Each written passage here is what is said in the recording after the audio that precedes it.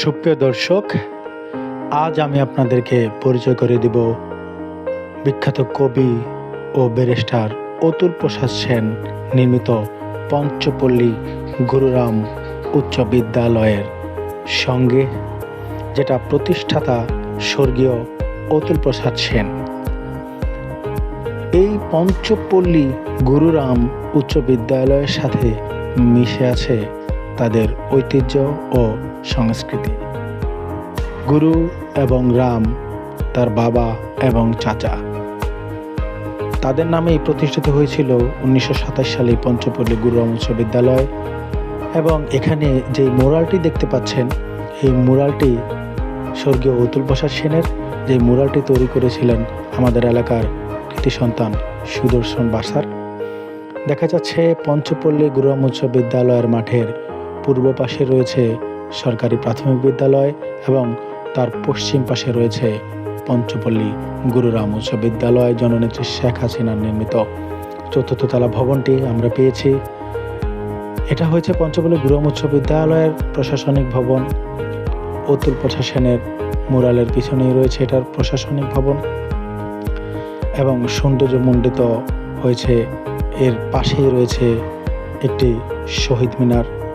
সেই 52-এর যেই ভাষা আন্দোলনটি হয়েছিল, সেই শহীদ মিনারে আমরা ফুল দিয়ে 21শে ফেব্রুয়ারিতে শহীদদেরকে শ্রদ্ধা জানাই। সেই শহীদ মিনার দেখা যাচ্ছে। কৃষ্ণচূড়া গাছটি, এই কৃষ্ণচূড়া গাছটি আমাদের পঞ্চপল্লী গুরুরাম উচ্চ বিদ্যালয়ের প্রায় 150 বছর ধরে এখানে দণ্ডায়মান। এই গাছটি কত সুন্দর করে আগলে রেখেছে পঞ্চপল্লী গুরুরাম উচ্চ বিদ্যালয়কে। তার সৌন্দর্যের প্রধান আকর্ষণ হিসাবে আমরা এই গাছটির তরু ছায়ায় বসতে পারি।